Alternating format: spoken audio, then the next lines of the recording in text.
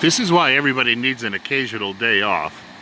And I've taken some time here at the end of this week to enjoy spring. Yesterday was just absolutely crappy.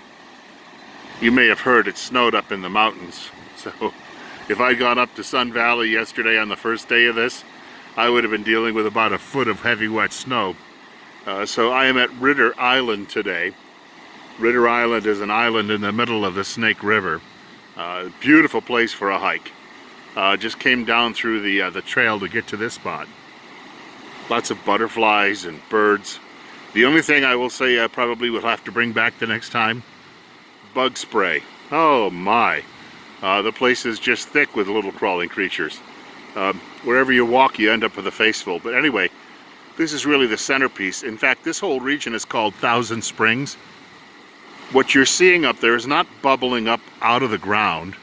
It's just the Bonneville flood went through here about 600,000 years ago. Well, you know, according to the geologists. And it just carved out this huge swathe of land. And so a lot of this water, which was at the time underground, was exposed. Now you could walk over there. It's probably a little on the chilly side if you could, well, you'd have to get through the river. But if you wanted to go over there and actually take a drink of that, it'd be about as pure water as you would ever taste. In fact, a lot of people who live out here actually take a taste of that water every now and then. Some of them use it for their home drinking water. Some of these springs are not active in this sense any longer because they're now being used to generate power, but nobody in Idaho complains about this whatsoever. I think I've mentioned this before when it comes to my electric and natural gas bill every month. I bet on average throughout the course of the year I spend about 40 bucks per month combined. But that water is so crystal clear, maybe you can gather a look at it here as it flows along. And I'll send some still shots too as well to kind of give you an idea just how crystal clear that is.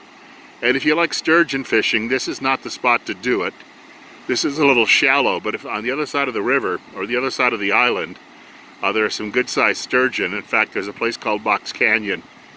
Box Canyon, because of the spring, is about 55-degree water temperature all year long. I went down there on a boat tour one day.